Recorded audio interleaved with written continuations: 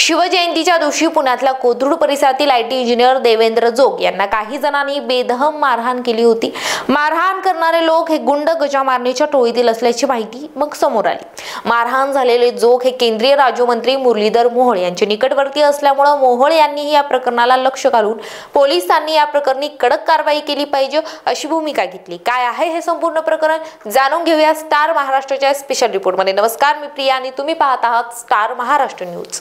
केंद्रीय मंत्री मुरलीधर मोहोळ यांच्या कार्यकर्त्याला मारहाण केल्याप्रकरणी आरोपी गजा मारलेला कोथरूड पोलिसांकडून अटक करण्यात आली। केंद्रीय मंत्री मुरलीधर मोहोळ यांचे निकटवर्ती आहे देवेंद्र जोग यांना मारहाण केल्याप्रकरणी ही अटक करण्यात आली आहे।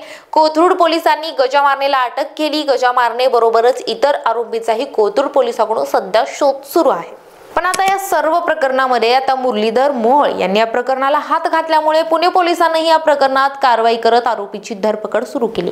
त्यातील आरोपीची दिंडही पोलिसांकडून काढण्यात आली। सोमवारी गजा मारणे आणि त्याच्या टोळीवर मोक्का लावल्यानंतर काही वेळातच पुणे पोलिसांनी त्याला अटकही केली। त्यामुळे सध्या पुन्हा एकदा गजा मारणे आणि त्याच्या टोळीचं पुन्हा एकदा चर्चा व्हायरल व्हायला लागल्यात। देवेंद्र जोग यांच्या मारहाणीचं हे प्रकरण नक्की काय आहे, त्यामुळे गजा मारणे गँगवर पोलिसांकडून कशी कारवाई करण्यात आली आणि पोलिसांनी अटक केलेला गजा मारण्याचा नेमका इतिहास काय जाणून घेऊया। मारहाण तर झाली, पण क्वचित कारणावरून कोथरूडमध्ये गाडीचा धक्का लागल्याने जाब विचारल्यामुळे एका तरुणाला 4 जणांनी बेदम मारहाण केल्याचा धक्कादायक प्रकार घडला।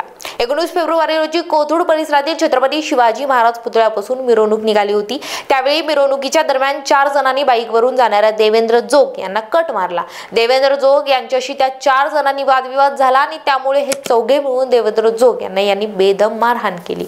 आणि या मारहाणीनंतर आता या प्रकरणी कोथरूड पोलिसांनी चौघांविरुद्ध गंभीर कलम 307 अंतर्गत गुन्हा दाखल केलाय।